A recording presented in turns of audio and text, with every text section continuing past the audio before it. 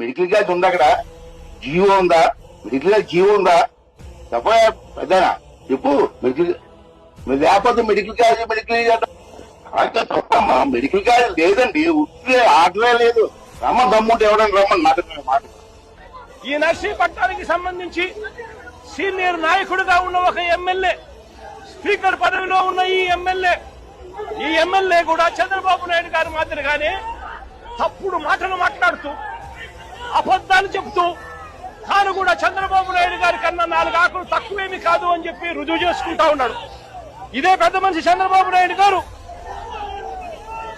ఇదే నర్సీపట్నం స్పీకర్ గారికి చెప్తా ఉన్నాను, అబద్దాలు చెప్పడం, మోసం చేయడం ఎంత మటుకు ధర్మం అని చెప్పి అడుగుతా ఉన్నాం.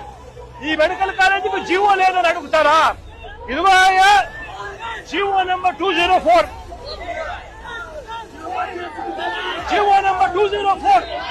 మరి జీవో లేదు అని చెప్పినందుకు స్పీకర్ పదవిలో నువ్వు ఉండి అబద్దాలు చెప్పినందుకు నీ పదవికి నువ్వు అర్హుడివా అని చెప్పి ఆలోచన చేసుకోమని చెప్పి చెప్తా ఉన్నా. ఇదే స్పీకర్ కు తప్పుడు మాటలు చెప్తూ ప్రజలను తప్పుడు దోవ పట్టించే కార్యక్రమంలో చంద్రబాబు నాయుడు గారితో పాటు చేతులు కలిపినందుకు స్పీకర్ కూడా తల దించుకోవాలి అని చెప్పి చెప్తా ఉన్నా.